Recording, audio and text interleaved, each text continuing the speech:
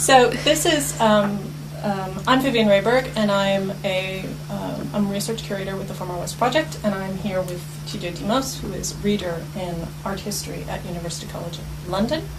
We're here to talk about TJ Demos' research and about Former West at the Flemish Royal Academy of Science and Arts in Brussels, where TJ Demos has been on a research fellowship for the past academic year.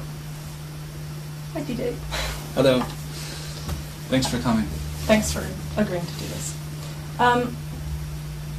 You've been following, I know, the Former West Project because I saw you at the first Congress, and so I won't give a very in-depth introduction to the project, but I think that there are two issues in particular where your work is really relevant to the project, and maybe we can try to focus our conversation around that.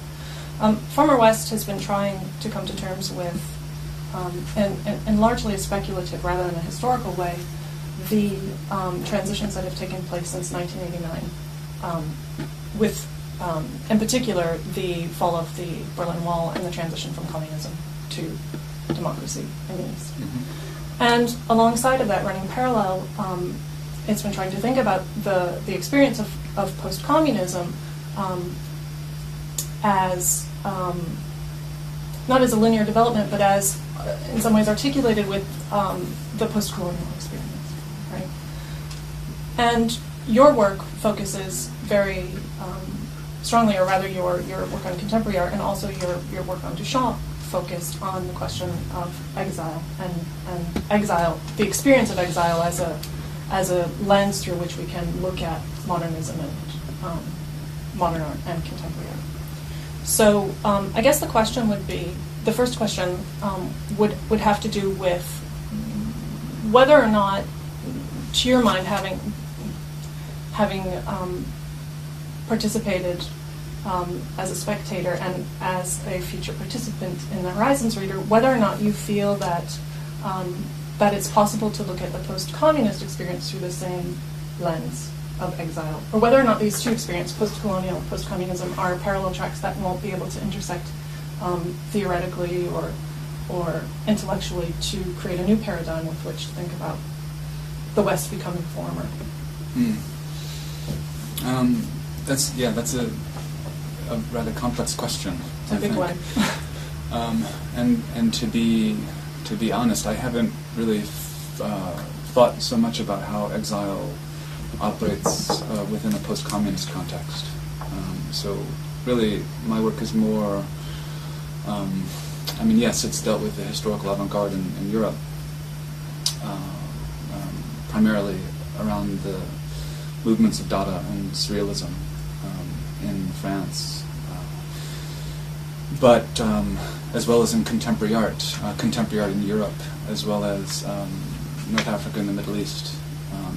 So it's been, looking at the conditions of mobility and displacement, geopolitical displacement, and the forms of artistic mobility or artistic deterritorialization in that context. But I haven't really.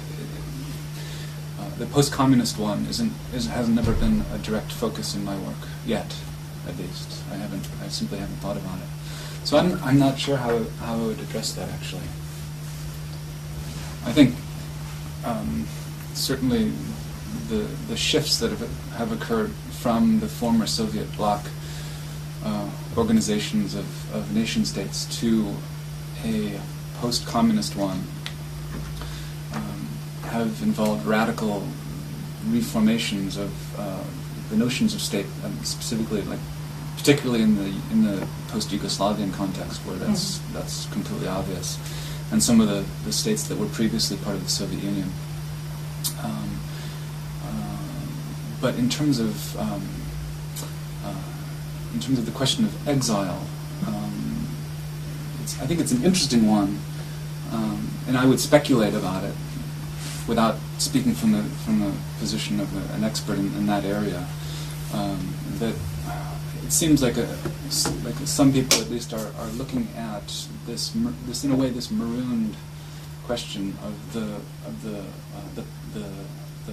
formerness or the postness of the communist project.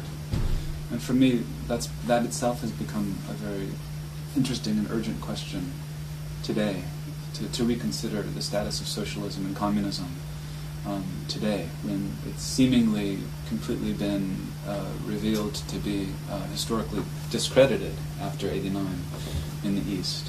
So in a way, I think the question of that whole political history is coming back to us today. But in relationship to the word exile, it's very tenuous term, I think, in this development. One of the reasons that I wanted to start with that question is because in several of your texts you mentioned Giorgio Agamben and the figure of the refugee, right? Yeah. And Agamben refers to the figure of the refugee as in three terms. So as an elemental unit of post-national formation. He says that the experience of the refugee is a new form of historical consciousness, and that the figure of the refugee is presently the central figure of political history. My sense is that there's an attempt to sort of universalize this figure of the refugee, right, so that it becomes a form of subjectivity that has a political potential. And I guess what's interesting then, with respect to what you've just said, is that there's an absence of thinking about the former East in terms of that particular kind of subjectivity. Rather, as Boris Budin has pointed out in his text *Children of Postcommunism*, the status of subjects in former communist countries has been one of sort of infants, right? Or they've been infantilized, and they've had to. The discourse and the rhetoric around it has been that they've had to learn, as children would, to become political subjects within a democracy. So I mean, I realize that this is purely speculation, and there's no sort of way to get around it. But one of the things that's been most sort of troubling or perplexing, or actually in a very interesting way, is how to get these two strands of thinking, that seem to, like, the thinking about post-communism and the thinking about post-colonialism to intersect. And at the risk of finding one particular nodal point, it seems that there is a parallel between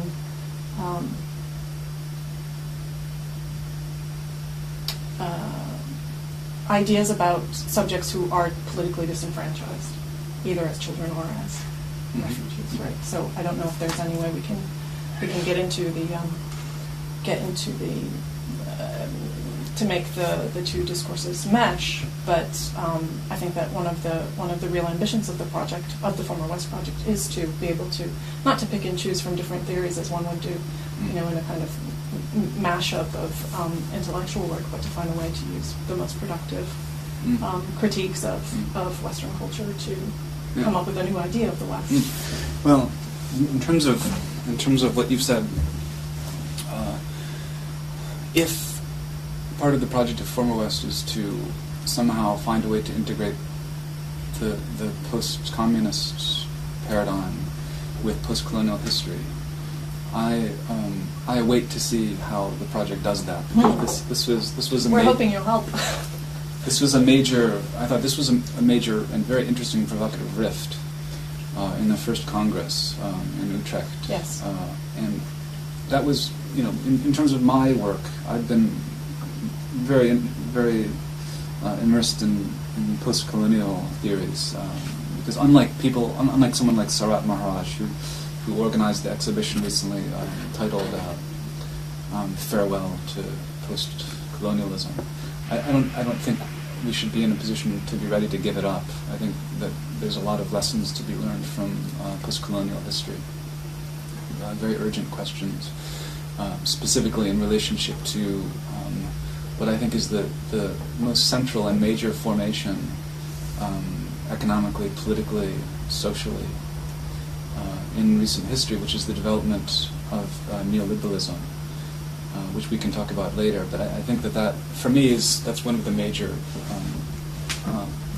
problems I have with the date of 1989 as the central historical marker, because I think in some ways '89 is I mean, while it's of course it's a crucial symbolic date, and what happened between those years of 89 and say 91 or 92, in terms of the reorganization of the East, and of Europe in general. Yeah, and of Europe in general, is crucial. But I think in many ways it's partly an effect of earlier transitions toward neoliberalism that were occurring in the 70s, and of course earlier as well, but particularly in the late 70s. So 1979, I think for me, is perhaps a more important date. Why? Because there you have it's also partly a symbolic date, but you have the inauguration of Margaret Thatcher as Prime Minister in the UK. The following year, Ronald Reagan comes to power in the US, and these two events signal the institutionalization and the political ascendancy of neoliberalism at the highest point of world power at that point. As well in Asia, with the activities of Deng Xiaoping. He was the one who introduced neoliberal economic policy into the Chinese economic context. And that would prove to be also, I think, incredibly significant. So, as well in Iran, 1979 is the Islamic Revolution, which one could argue that inaugurated a certain formation of political Islam that has been playing itself out ever since.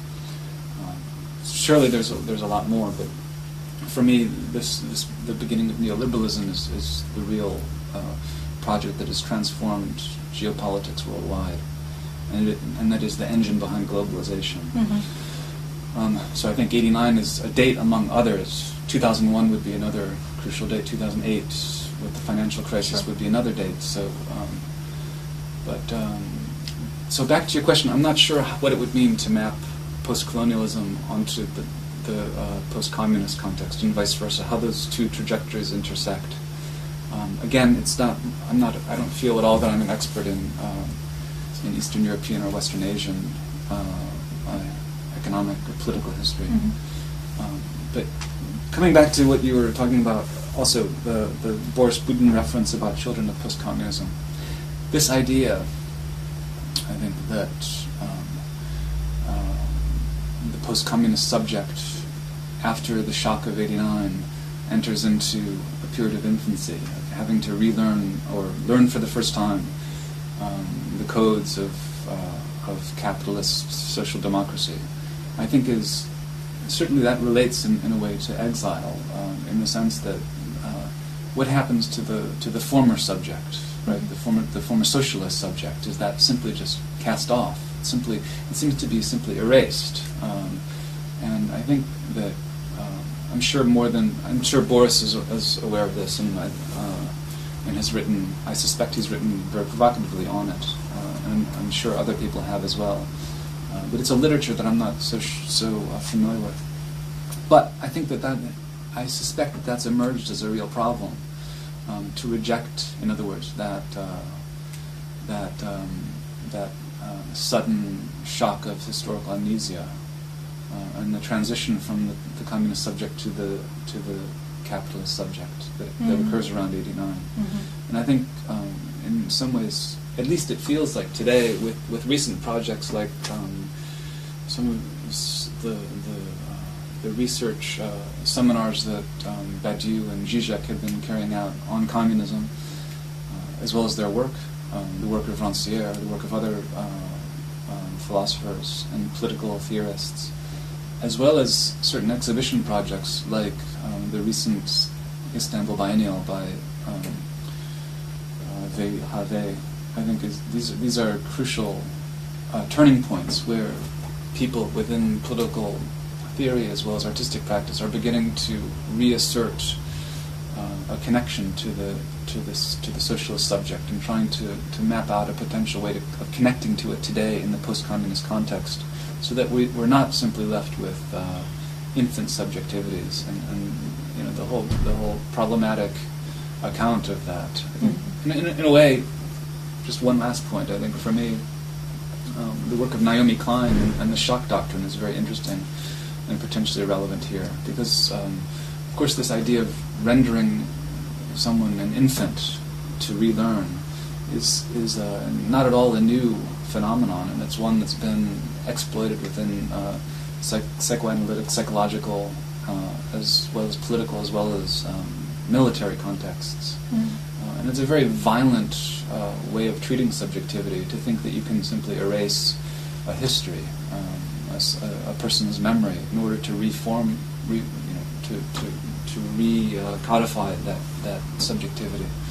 And you see the violence. Naomi Klein in her book The Shock Doctrine really brings that out, the problems of that, the horror of it, the violence of that kind of erasure.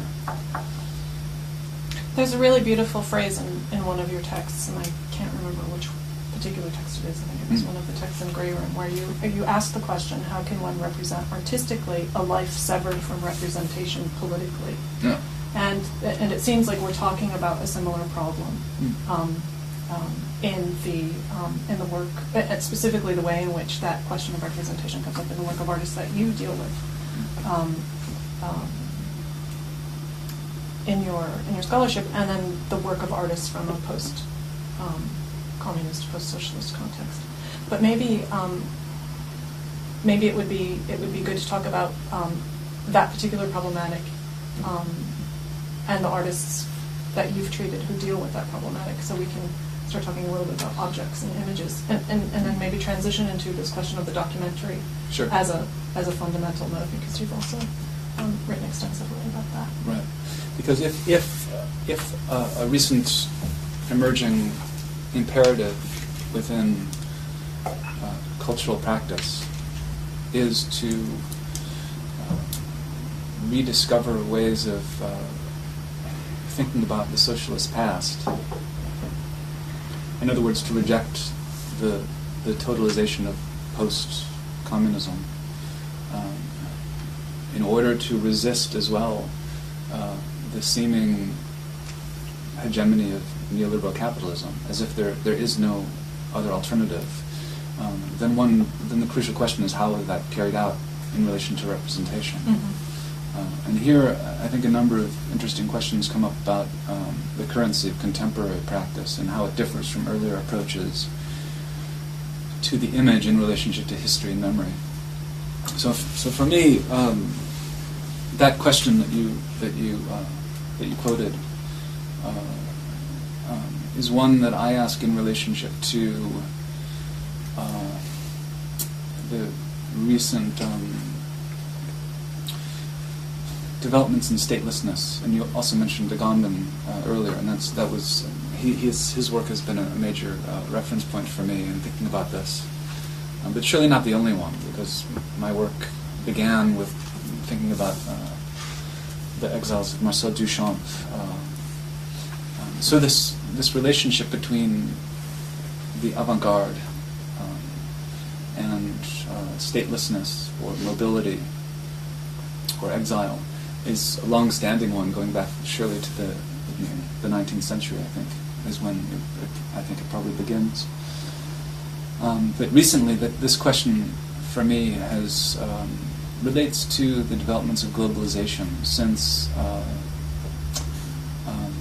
89. 89 has been an important date for me as well to think about this, because of the discourse that it began, the discourse that began to be produced following 89 in the 90s, because it was as if the fall of the Berlin Wall and the dissolution of the Soviet Union, the liberalization of China, opened up new ways of thinking about globalization, which is a term that has been around earlier than 89, since the 70s at least, even going back earlier to someone like Marshall McLuhan using the term in relation to the global village.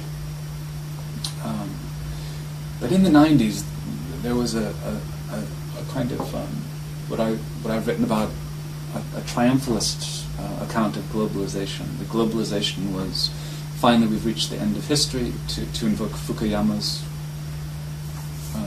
now, I think, kind of cliched phrase. But we've reached a new period where there's no longer major ideological struggles between communism and capitalism as with the Cold War. And owing to the shifting geographies and the collapse of borders, we've reached a new stage of in a way the new possibilities of equalizing the conditions of mobility worldwide, as well with the beginnings of deregulated travel in terms of air flights, and the communications revolution in terms of the internet and mobile phones. There was a celebratory tone to much discussion around globalization, despite some of the clearer problems. For example, the breakup of Yugoslavia, which in some ways was a very violent, Western-led, NATO-led fragmentation of the country in the name of a certain kind of economic ideology to bring the last remaining resistant political communities in the East up to date in relationship to neoliberal capitalism, and to integrate the fragmented countries eventually, gradually, into the EU. So this for me, in many ways, dominated the 90s, and you see that in the art world in relationship to the development of biennials, which reached the height of proliferation during that decade. Even though biennials date back, of course, to the end of the 19th century, and even earlier with the Universal Expositions and things like that. But the 90s, in terms of the biennialization and the development of art fairs, as well as the technology of video, these are all aspects of how globalization materialized in the art world. But with 2000, the end of the decade, and with 2001, and the events of 9/11, I think, even though this is also a limit, it's I think in some ways we have to be careful about pointing to that date as similar to 1989, to invest it with too much historical importance. But it was significant, I think, in shifting understandings of globalization, and also making relevant a different kind of discourse on globalization, one that was immediately much more critical of the processes of globalization from multiple vantage points. And I think, again, within the artistic context, the signal event was Okui and Wazer's Documenta 11. Even though in many ways Catherine David's preceding Documenta in 1997 was equally, it was a very important event, and it completely shifted the discourse and brought in a lot of critical voices in relationship to globalization, as well as broke out of the mold of defining Documenta's internationalism solely within the borders of the North America and Europe, because Catherine David opened it up to Latin America in a substantial way, which Okui then continued in relationship to Africa and Asia. But with those platforms dedicated to créolité and to rethinking democracy and truth and reconciliation processes, referencing South Africa, and most importantly, the whole history of decolonization and postcolonialism. This was the event, I think, that for many of us, including myself, just simply completely, it was paradigm shifting. And for me, someone who had finished my doctorate in 2000 in New York at Columbia University, to be exposed, to have had the experience of visiting Documenta 11, this was a very important one in terms of my own intellectual formation. Now looking back on it, because of the kind of artistic choices that Okui made, one of the most striking for me, remembering Documenta 11, was Steve McQueen's film Western Deep, that was commissioned by Documenta. This simply, it really. Can you describe a little bit what happens in the film? Yeah, but this was a real turning point for me. Not that my work had been unconcerned with questions that Okui was also asking, because I was already relying on and reading postcolonial theorists like Edward Said was always important during my graduate work in the 90s. And Gayatri Spivak was at Columbia as well. Homi Bhabha was very important in the 90s. The whole intersection of post-structuralism and post-colonialism, for me, that was a crucial element of my consciousness as a graduate student. And I used this in relationship to thinking about Duchamp. So that was, in a way, the methodological innovation that I saw in approaching Duchamp's work to bring to bear recent post-colonial and post-structuralist theory, and also thinking about globalization and the questions of geographical and political mobility, critique of nationalism, statelessness. These are the questions that I brought to Duchamp. So there was, in a way, I was prepared to. Well, it also undermines the common narrative around modernism as internationalism, right? If you take it from and it also updates it from a contemporary perspective, so that you actually have to look at the objects that are well known and have been discussed by myriad other scholars with fresh eyes. Yeah. And so that's what's, I think, very innovative about this particular approach to Duchamp's work. Yeah, I hope so.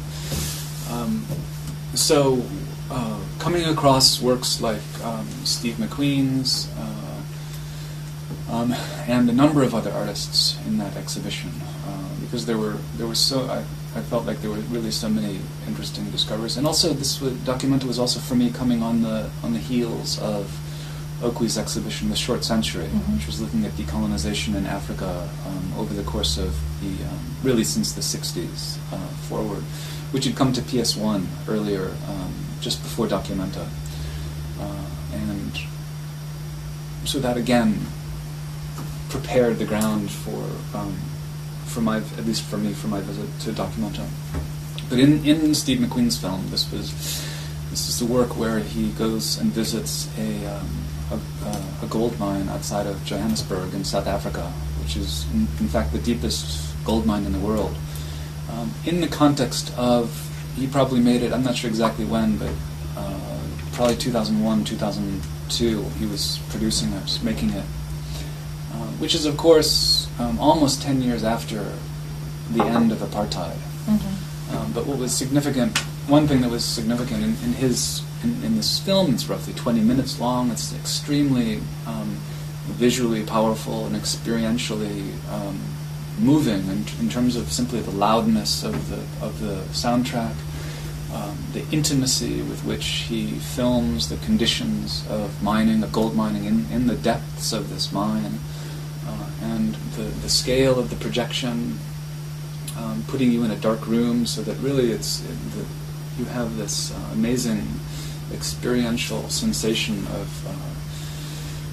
of being in this hellish environment and seeing how these people are working day after day. And I remember I was very struck by the play of lights and the approach to figuration, which was, I think, in a way the beginning for me of that would lead to that question, which was, how can you represent artistically lives that are severed from life politically? Because in Steve's work, he's really staged the relevance of that question for me. So these are, of course, the figures are black. They're likely, we don't know exactly who they are, but they're likely Africans. They're likely migrant laborers. They're not necessarily South African, which is part of the reason why that's what the economy of post-apartheid labor continues to be. It's very much still based on these conditions of racial inequality. And so for me, it just spoke to the conditions of what's been called neocolonialism, which is an important term, I think, in relationship to this work, and also the experience of the post-communist context as well. And it's one, for me, it's helpful to recall the definition of Robert Young in his book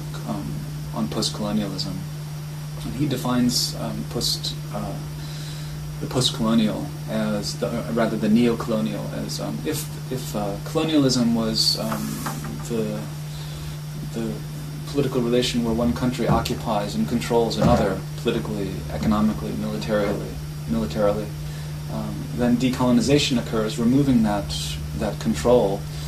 But in neo-colonialism, the context is the political and social and military presence is evacuated, yet the economic control remains. And you see this very clearly in the South African context. Mm-hmm. So that the neo-colonial, the continuation of multinational, largely European and American companies to dominate the economy of South Africa, as well as the IMF and the World Bank to impose the economic rules by which the new country exists, even though South Africa now has local, of course, independent sovereign political control. This is the complexity of neocolonialism, according to Robert Young. And you see this very clearly in McQueen's work. So for me... You see the awareness of this particular problem. Or at least the effects of it, because McQueen doesn't give you that kind of detailed history. It's very much an effective, non-discursive, non-cognitive work, in a way, that shows you the physical conditions of existence under this under these conditions, I think. Mm-hmm. And so for me, McQueen's was a new kind of representation in terms of its difference from earlier moments of artistic practice organized around the development of multiculturalism and identity politics. So within those developments, which dominated, at least for me, early discussions within artistic practice, political artistic practice in the 80s and 90s. So there, the 93 Whitney Biennial was a real threshold event within the North American context. And this is another question for former West. Where does North America fit into this whole research project? Because I think that's something else that's largely left out. And I think, especially if you consider the importance of the development of economic and political, NAFTA, NATO, and the development of the economic political matrix of neoliberal democracy, so-called democracy, then surely the states, the United States, is a key player within this development. Even if, of course, the political registration of '89 didn't immediately change things in the States as it did, much more viscerally and immediately in Europe. But whereas within the practices of that are now identified with identity politics, this was largely organized around a representation that was meant to recognize the other, recognize difference, and so the face or the legibility of the minority subject was what was stressed and staged in the 93 Whitney Biennial, or the Decade Show at the Studio Museum in Harlem, or other exhibitions in the 90s, and as well as artistic practice. And I think, there are many writers that were considering this development in complex ways, including Edward Said, including Stuart Hall and Paul Gilroy, postcolonial theorists who are, as well as Edward Glissant, who's become very interesting and important for me. Postcolonial theorists who were in a way hesitant about embracing the representation of recognition, of minority recognition, because of the dangers of creating a new kind of representational straitjacket for subjectivity. And so McQueen's work, as well as other artists like Emily Jasir and Ita Barada, there's a whole range. The Lebanese Wadi Rad and Lamia Jirej and Khalil Jirej and Joanna Hadji-Thomas. Hito Steiru, I think, also relates to this in some ways. Ursula Biman. These are a range of artists that I've been thinking about, and surely there's others. In a way, it suggests a new approach to representing difference, which is to stress the opacity of the image, to stress the impossibility of simple legibility. So in a way, it's a refusal of recognition. It's a refusal of the old trajectory, the old political strategies of those involved with identity politics, to think that one can know the other. And I think you see a similar development within feminism also, in terms of earlier second wave feminism, and the dangers of essentialism that come with recognition, to a later stage of feminism in the work of people like Judith Butler, who are much more sensitive to the instability and the mobility of the image. To what extent do you think that these problematics can only be invested in images rather than, say, objects, right? Somebody like Duchamp made objects, yeah. And artists today are making images. So there's a very legible, readable transition away from the object toward the image, which has to do in part with the facility of technological advances and so forth since the beginning of synchronized sound, right? So, and I'm just thinking in terms of art practices, if and again this is pure speculation, but there were two particular critiques of McQueen Weezer's Documenta that I remember. One was that it was so heavily time-based, video-based, that it was impossible to see all of the works.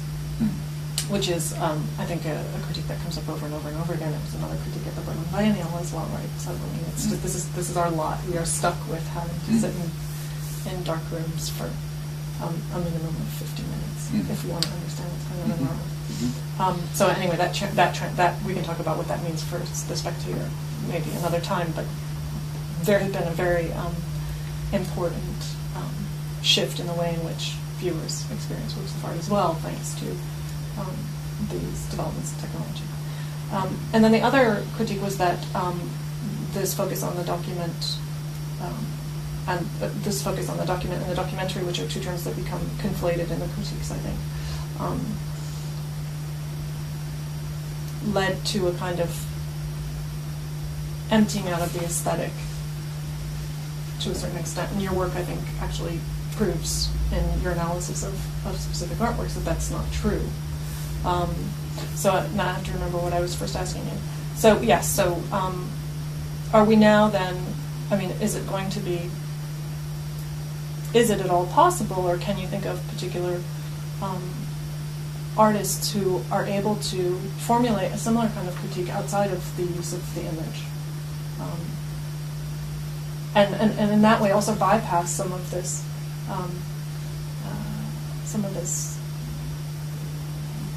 sort of repetitive kind of critique that the only way to represent subjects politically is through some kind of reportage or something that's based on image making.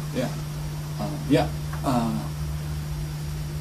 for sure. I would agree with the terms of your question, the way you set it up, because Documenta 11 was criticized for being documentary heavy and time-based, although I think I understood it from the beginning that this was an acknowledgement. The fact that you couldn't see all the work during the exhibition was self-conscious at the time, and it was an acknowledgement of the impossibility of having any totalized knowledge. Sure, as with the platforms. Yeah. I mean, unless you have a very strong academic or institutional support that will give you the budget to travel to all of these places, you wouldn't possibly be able to get a totalizing image. Yeah, so I think if that critic is speaking from the position of belief that an exhibition can be fully experienced, I would disagree with that. Mm-hmm. Anyway, and yes, in many ways, my work has been dedicated to investigating the aesthetics of works of art, largely in photography and film and video, that has some kind of relation to the social and political world. Whether we call that documentary or post-documentary, because it doesn't perpetuate the same kind of traditional approaches of documentary practice that existed then. It's a new invention of the conditions of relating to the social and political world. So in a way, maybe it's necessary to put the term documentary in quotations. At least I would, I think.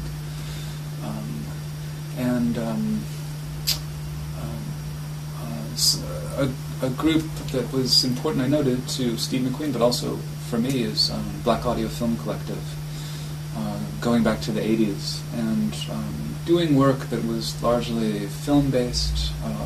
It was investigating the conditions of social and political struggle in a post-colonial British context under Thatcher, but doing so with tremendous subtlety and aesthetic sensibility, and mobilizing aesthetics in a very interesting political way, but also mobilizing aesthetics in a way that resists, again, that condition of recognizing, thinking that one, in some kind of ethnographic sense, can recognize the other, right? Resisting that potential totalizing relation to the subject, because that's I think really crucial in their work, and they're I think a very important precedent for what comes later. And I think they're important, as well as Haroon Farouki, a couple very different artists, but Godard and a lot of filmmakers are crucial as well to the development. And I don't know, while it came to my mind, I might as well say it now. I think that also the former West's focus on exhibitions is problematic also. Since '89, to look at exhibitions, and this came across for me in the Utrecht conference, the first conference, where there was, in a way, an all too easy acceptance of this kind of, in some sense, and sometimes, narcissistic curatorial self-regard. The curators, and there was clearly a very important curatorial turn that has happened, where the production of curatorial knowledge has become a new kind of object of inquiry and practice. But to potentially reject the developments within artistic practice outside of exhibitions, to reject the discourse of art history and art writing outside of exhibitions and exhibition catalogs, and to reject the movements of theoretical and political discourse, or if not reject, to minimize or to displace in favor of curatorial projects, I think is a real problem. And a limitation, a potential limitation, at least at the first Congress. Well, there was very little discussion of specific works of art and Yeah. no visual analysis. Yes, yeah. For example. Yeah, exactly. So I think where is the accounting for the movements of the image and relationships to representation, or as you're getting at now, to performance or installation or sculptural developments, general developments in artistic practice in the post-communist or the post-colonial context. I think that was for me sorely missing in that Congress. So I hope that those questions can be taken on board in at least more of a balanced way, without failing, of course, to look at exhibition history as well. The whole question of the exhibition as an object of study has several different sort of problems attached to it, right? In terms of the question of evidence, and you know this very well from looking at the archives for the surrealist exhibitions or for Duchamp's own exhibitions, that what you're actually looking at is documentation, two-dimensional documentation, and very interestingly at the Tate After All conference on the artistic and the social, or something like that. I can't remember the title, but we'll edit it in. You'll have to say that later for the Yeah, exactly. Several of the speakers started their talks by sort of positioning themselves as legitimate or not legitimate, to talk about something by having seen the exhibition or not. which as an art historian I found extremely interesting, that there would be this presumption that the document, I mean, as you train as an art historian, you end up working from documents all the time. I mean, your whole first sort of, I mean, this whole notion that you're dealing with slides rather than particular works of art, and when you become a graduate student, you really start to be able to travel and look at works of art specifically in their context, institutional and otherwise, right? Mm-hmm. But I found it very interesting that there's this presumption that the archive of the exhibition is somehow transparent to our reading, either as a box of materials, and it's I think notoriously sort of known that there is no real archive for La Gestion de la Terre that's accessible to a public, for example. Mm-hmm. And that was the exhibition around which so much of the discussion turned in Utrecht. Yeah, I remember. Or the archive, or the exhibition as an experience. So you're dealing with these two particular objects of study, right? And which,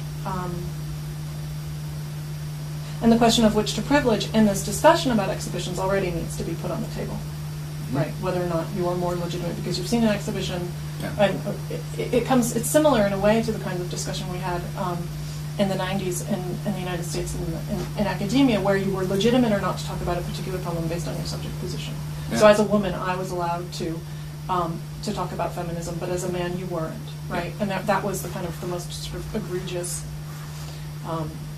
vulgarity that we confronted when we were trying to think through post-structuralism. Right? Yeah. So you couldn't possibly speak for the position of the other. Right. Right. And I find that kind of thing is being. It's a danger that we're finding ourselves in when we start saying that we can or cannot talk about objects that we've seen, studied, or not seen. I mean, it also disenfranchises an entire portion of the population who might want to talk about things that they haven't necessarily seen in person, and as non-experts. And it also disenfranchises an entire segment of the population who can't travel to see exhibitions or presumes that there's one essential moment at which one needs to see those works. So Steve McQueen's work, if the question of migration is really important, it's also the migration of those works, the circulation of those works through different contexts. Mm-hmm. Right? You're talking about Documenta 11, Musée d'Art Moderne La Ville de Paris did an exhibition with Steve McQueen when I was working there. In between 2001 and 2004, I can't remember if it was 2002 or 2003, and those works were works that were produced specifically for the exhibition. They had nothing to do with the kinds of issues that you find in Carib Sleep or Western Deep, right? Mm-hmm. But that doesn't mean that. I mean, what that indicates to me is that we need to think about, in an art historical way, the objects that we're talking about in terms of a whole set of references rather than just one or two, or just the exhibition as the sole vector through which we can gain access to things. Yeah. I mean, the exhibition is important. I mean, it's a paradigm that is undeniably dominant aujourd'hui. I'm flipping into French. Dominant today, but yeah. That is too much noise. I'm sorry. Can you do that? Are we going? Yeah. Can we do the outtakes? the bloopers. Yeah, the bloopers. Yeah, I agree. I think there's a place for the experience of exhibitions, for sure, but also that shouldn't limit historical inquiry in terms of looking at documents whenever possible. And I think also, even if you haven't seen an exhibition, of course, I mean, even if you have seen the exhibition, there's still more to do, because you can never completely know or experience or fully be aware of what's at stake in an exhibition, I think. But returning to your other question, which I didn't answer, it's true my work has been focused on film photography and video, but I think these questions are also being addressed within other kinds of practices, installation and sculpture and performance, the whole project of socially engaged art, that's come about. These are certainly important developments in the 90s, and others have written about them extensively. So there's a very interesting discourse. The whole development of so-called relational aesthetics and socially engaged practice, I think, is very interesting. Collectivism and new ways of bringing together an artistic and a political way of operating, I think, is an important development, as well as in relationship to collective projects like, at least in the States, 16 Beaver, these kind of very interesting platforms that relate in some ways to the development and formation of new institutionalism, the development of laboratories for discourse, where artistic practice is also it comes about, it's produced within discursive formations. Mm-hmm. So I think those are all very important developments. And for me, also speaking as a curator, with I've done a few projects. One that is currently on now at Nottingham Contemporary, called Uneven Geographies, Art and Globalization, which I co-curated with Alex Farquharson, the director. It was important to us, in fact, to disrupt the potential homogeneity of the image in relationship to video or photography that can occur in exhibitions that tend to give themselves over to this. And I think Documenta 11 was in a way, the height and the turning point in relationship to this.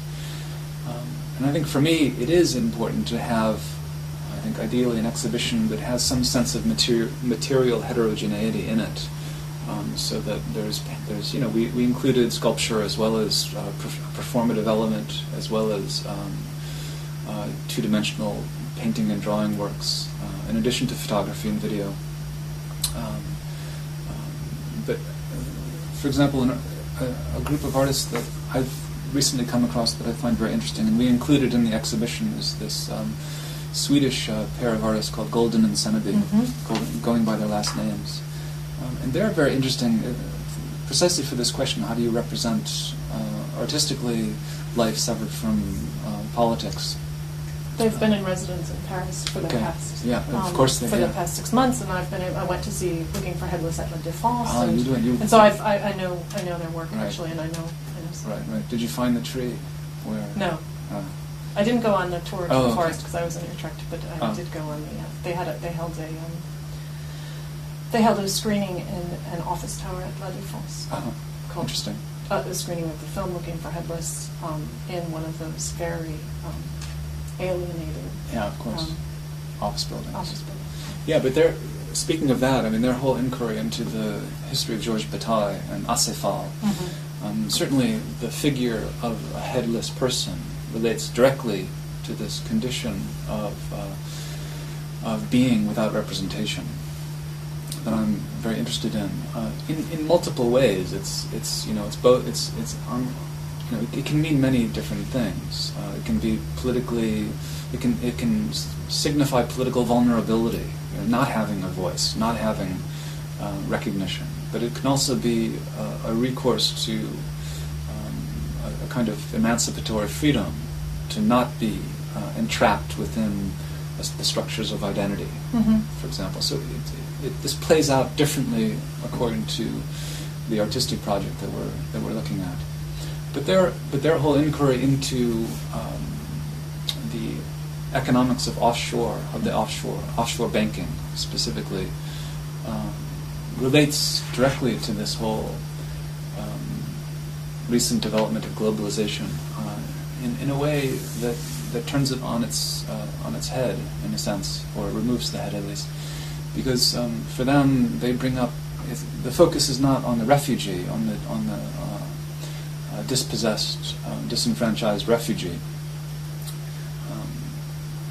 Of course, that's a complicated figure because, as you mentioned before, according to Agamben, it's not simply a matter of dispossession, it's also a potential politicization. That figure is a potential politicization for resisting the conditions of nationality and certain kinds of identity formations. That raises a lot of questions, but for Golden and Seneby, headlessness relates to the multinational corporation that exists without a command structure, that exists without national or financial regulatory oversight. And that relates directly to the developments of neoliberal globalization. And I think it's very interesting what they're trying to do, which as far as I understand it, and they never articulate it, but I think we as critics and historians have to think about this. But what they're trying to do is to borrow that logic of the offshore and to retrieve it for within the artistic realm in terms of the formation of a new kind of strategy of subject formation that resists, in a way, the representational fixity that has occurred at earlier moments of minority recognition or identity politics or documentary film and photography, and to turn that structure not into a mechanism of financial inequality or monopolizing resources, but instead as a process of artistic flexibility and potential political, developing political room for play, in a way. So picking up the thread of what you were just saying about golden insanity, one of the things that I find particularly interesting in the analyses that you've been making of work by artists like Emily Jessier and Steve McQueen and now Golden Insanity is that there seems to be a concerted effort on your part to discuss the ways in which there's a coincidence between aesthetic form and the content that's being expressed. And this seems like a very kind of old-fashioned or modernist thing to say, but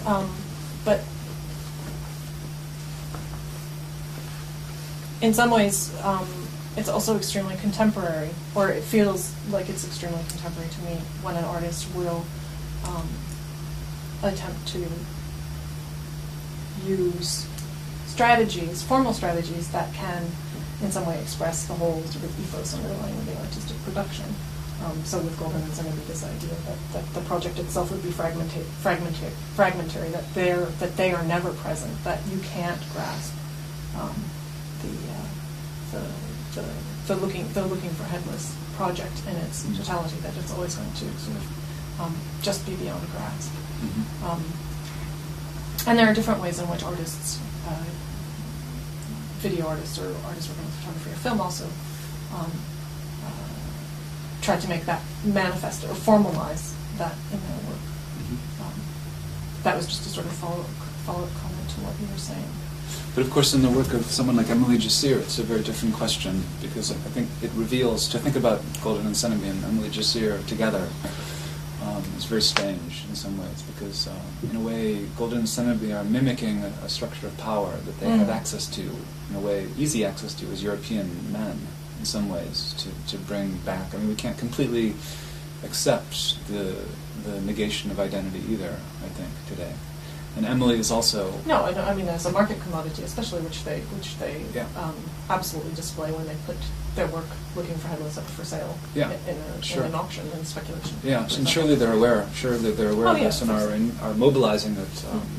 They're mobilizing their masculinity and Europeanness in a self-conscious way.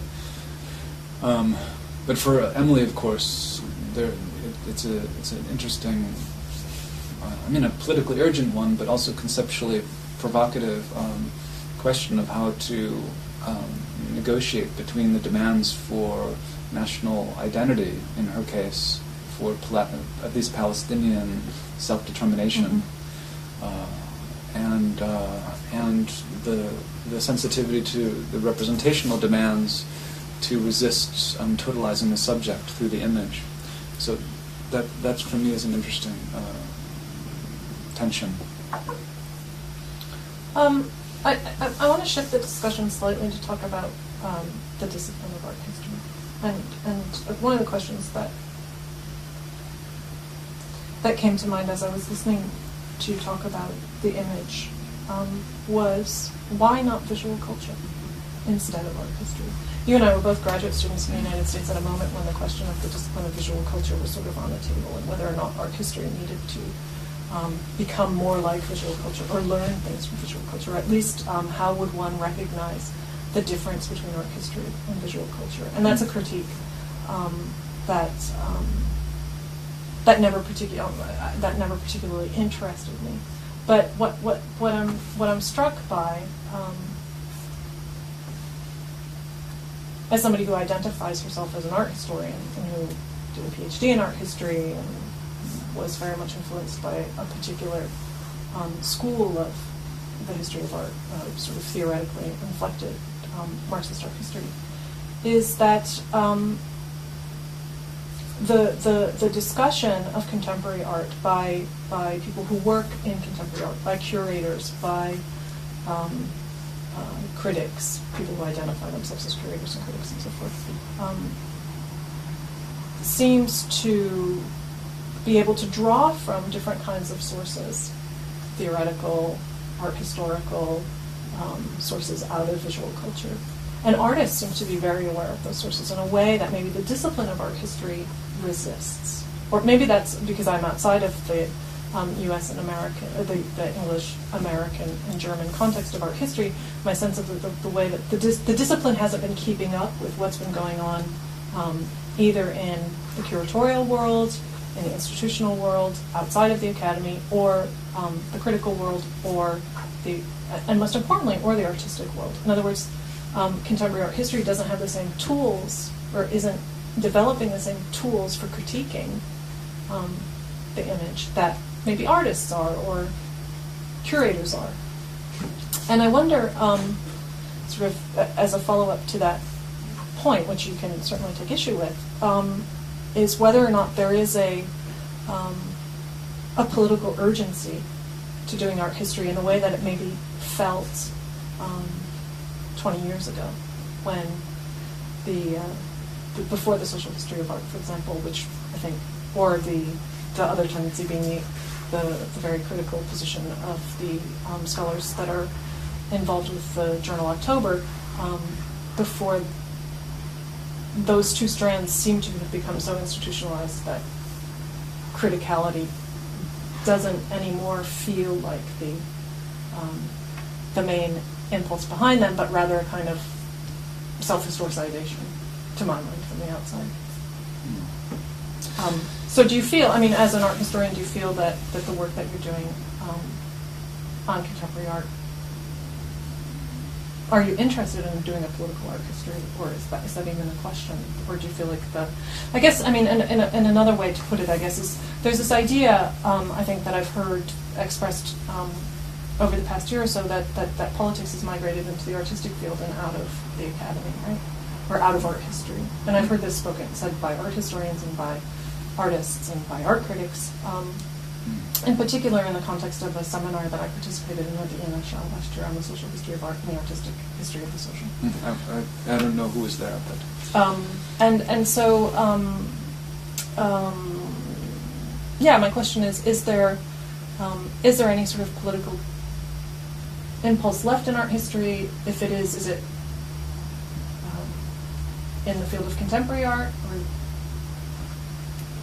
the study of contemporary art? Yeah, again, it's an enormous question with I see many parts, Tentacular. Many potential approaches to addressing the substance of the question.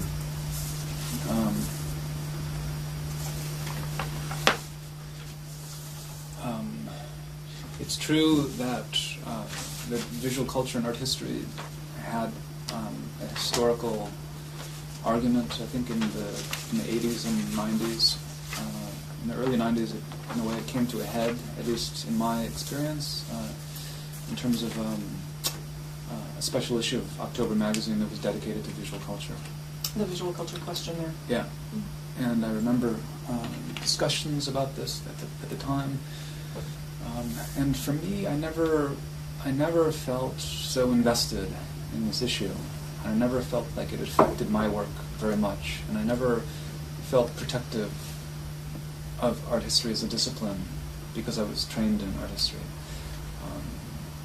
Partly because I think it's true in a way the point that you made about that generation of art historians and critics associated with October entering into becoming institutionalized in a certain way. I think there's some truth to that, and coming with that, maybe, perhaps, for someone like Rosalind Krauss, is a protective relation, a rediscovery of art history, a re-evaluation of art history as a discipline, and to protect the borders of the skill set that are grouped within that discipline. I distinctly remember her saying that visual culture represented the de-skilling of art history. I'd never thought that. I always thought that her work, Hal Foster's work, Douglas Crimp's work, Craig Owen's work, other figures associated with October, Benjamin Buchloh, that their work drew on the resources of visual culture, and the same resources that people in visual culture would draw on, broadly critical theory, Frankfurt School theory, Marxist theory, political theory, postcolonial theory. So I never completely understood or accepted these disciplinary debates. I found them to be petty, and there's a saying that the reason why academic fights are so virulent is because there's so little to fight for. And I think there's some truth to that. Like for me, it's just simply never been important. And if the work is good, if it's a good analysis, I don't care where it comes from or who writes it. And I like the fact that people like Rancière, for example, write about art, even though they're not trained. He's not trained as an art historian, and his work could be criticized on that basis. But what he does have to say, or what many curators have to say, who haven't been trained as art historians, can be very, rich and substantive and compelling and worth engaging with. So, in a way, maybe I won't go into that. But it's in a way, moving to the UK for me, when I moved there in 2005, I entered a context where, in some ways, visual culture and the whole relation to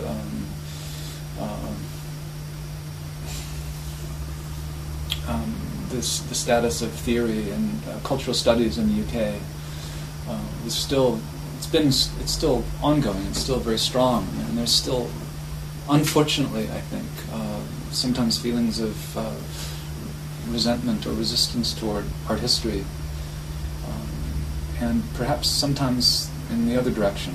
But I think it's unfortunate, and for me, I feel when these things come up, I feel completely divorced from it and uninvested in it. In terms of the other question, the other part of your question that I remember that's very important, I think, is this issue of has politics migrated from art history, and that doesn't resonate with my experience at all. I think I know perhaps where but you have to, one always has to have a complicated understanding of art history, because I'm sure, as you know, art history it can mean many things, and it can be at times the most deadening, boring, irrelevant practice of writing and lecturing, or it can be completely urgent and necessary and compelling and at least that's the kind of art history that I'm interested in. And in that light, I don't see much of a difference between art history and criticism. My work increasingly has been about the history of the present, in a way, and investing contemporary practice with historical consciousness, which is one reason I think that I'm drawn to some artists, like, for example, the Autolith group, who come to their work with a very important historical consciousness. So, in that, one doesn't have to be an art historian to do that work, but it's useful in some ways. But for me, I think maybe I'm missing it, because this is what I think my work is all about.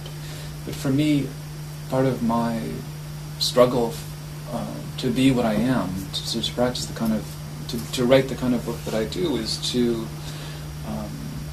draw art and politics into an explicit connection. Whether that's art history or not is not such an important question for me.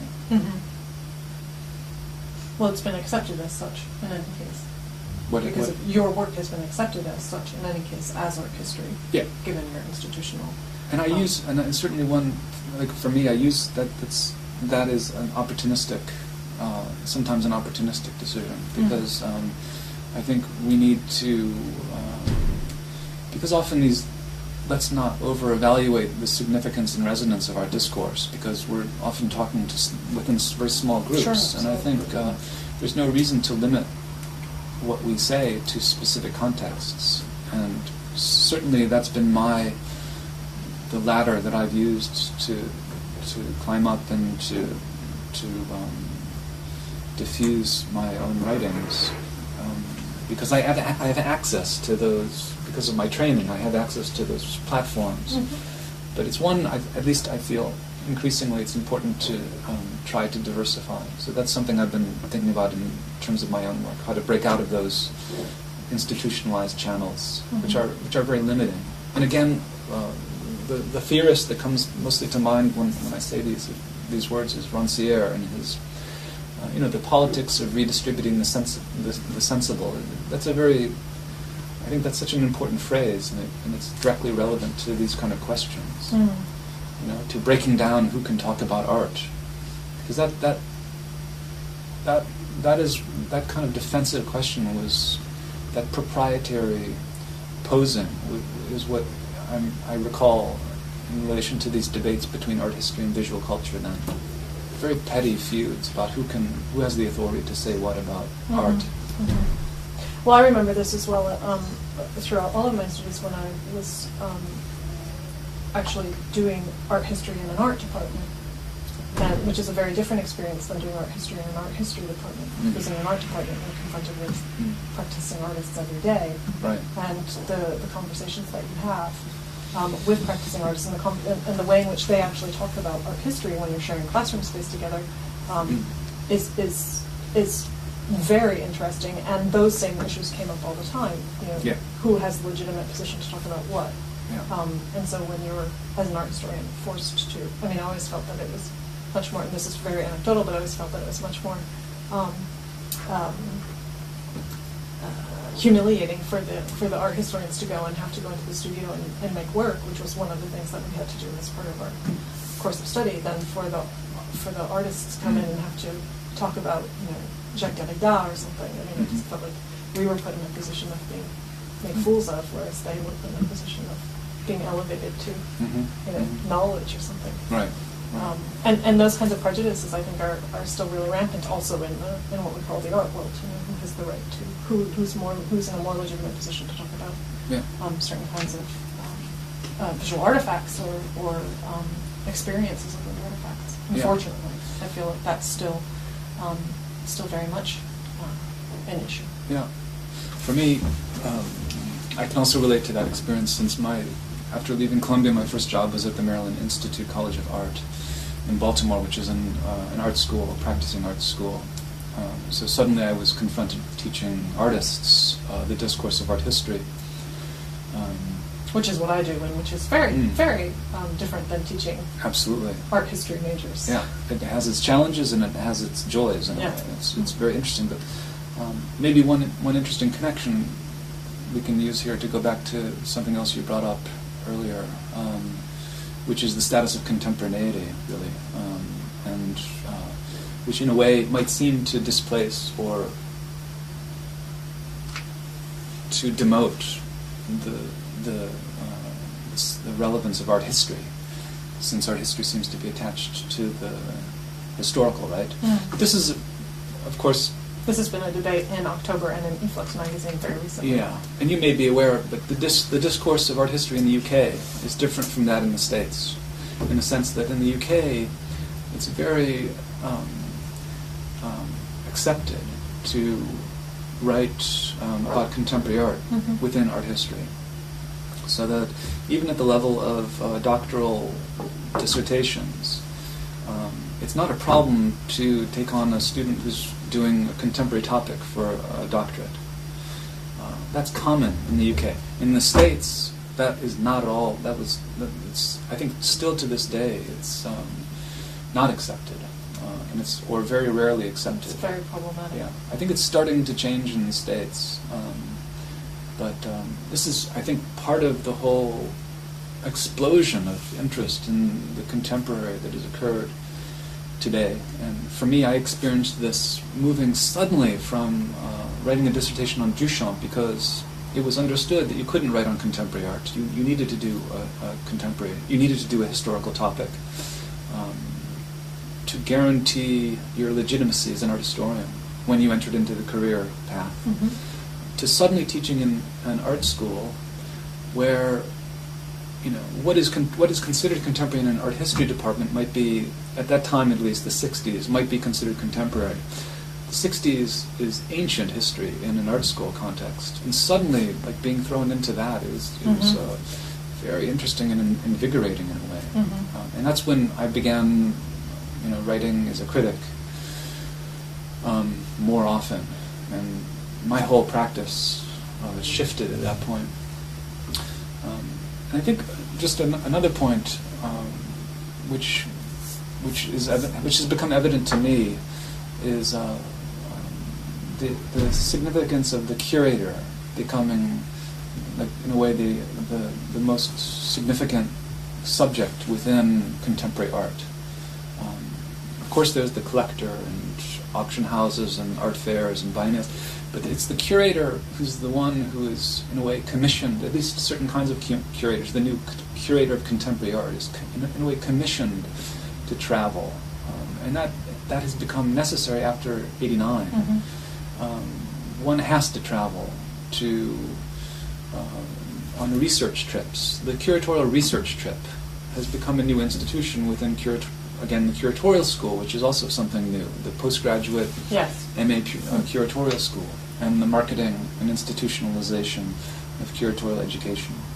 So given these demands, these imperatives of having to travel to learn about contemporary art in Asia or in the Middle East or Africa or Latin America, the art historian simply does not have the resources. The art historian is not equipped institutionally to deal with that demand. No. So it makes sense, in a way, that the curator has displaced the art historian in relationship to, having being the mouthpiece for contemporary art discourse. Or rendering certain things more visible than they would have been otherwise. Yeah. And not through text, but through exhibition practice. I mean, there's the sort of concomitant shift away from the production of textual discourse to the production of a sort of experiential discourse within an exhibition that can either be authored by a curator or, the representation of a scene, or one in which it's mainly artist-driven or group-driven. Yeah, but we could, I think... And text becomes supplements, or at least to a certain extent becomes supplements to the spatialization and visualization of knowledge. Yeah, so I think we could formulate this as to say that the development of globalization after '89 and the way it's impacted the art world has rendered former art history as a discipline, in a way. And it's also rendered former Western art history. This is something else that, if we're talking about the discipline of art history, because today I think the discussion isn't so much about visual culture versus art history. It's art history, which is now, Euro-American art history. That the universalizing assumption involved in art history has become singularized. So then now I think people would talk about Euro-American art history. That's now, art history has has rendered former as Euro-American art history, and the new tension is between that and world art studies. This is the new disciplinary development, for better or for worse. So there's been numerous recent books published on world art, which is to say that, and there's also been books written, like, for example, James Elkins has written edited volumes on Is Art History Global? So these are new questions, I think, that fall into place in the post-'89 context. Well, in some respects, it's very good that art history is asking itself these questions, although James Elkins occupies a very specific sort of pivotal role within the matrix of Yeah. Anglo-American art history being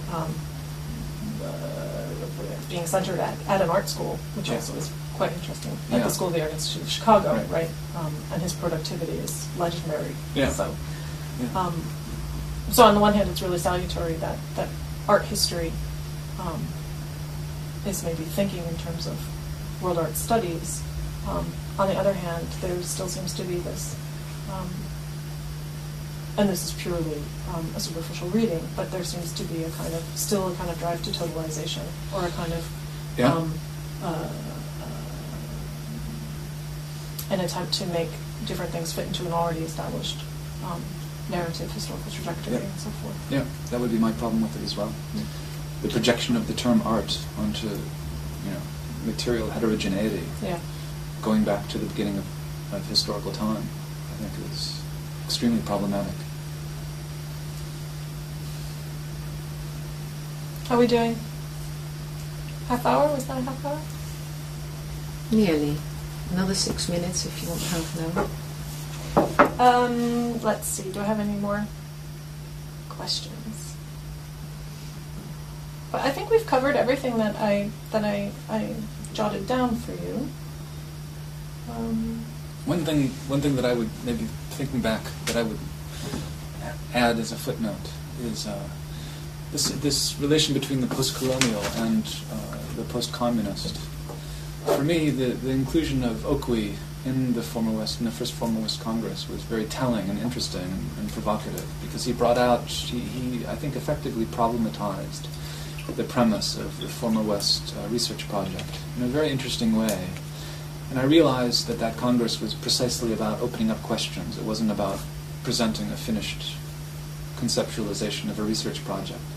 But I think for me that to open it up in that way was very provocative, and so I'm very curious about how this will play itself out. And what specifically in Oqui's intervention struck you, as opposed to, say, Sarat Maharaj or Paul Gilroy's interventions? Because all three were quite critical of the position that former West was starting from, from either the chronological origin, which I think we need to think of in terms of maybe in a Benjaminian sense of origin, or I hope rather than a chronologically strict origin. Yeah. That would take into account, the flow that comes from before and the flow that comes after. Yeah. No, I would add them. It's not just Oqui. It's You're right. It's Sarat and Paul Gilroy as well, and Oqui. Figures who have, there's a lot of resonance between their work, and they've worked together on different projects. So, So I think that is crucial. But Oqui's raising of the whole history of decolonization and trying to refocus the discussion on the question of the status of Africa and sub-Saharan Africa, as well as the Middle East and North Africa, and Europe's relationship, very important and problematic historical and contemporary relationship to Africa, resonated with me in relationship to that Congress, and I felt like that was that needs to operate in a way to reframe the question, I think, of the former West as a research project. I think that's a good place to stop. All right, thanks. Thank you. That was enjoyable. I'm glad you enjoyed that.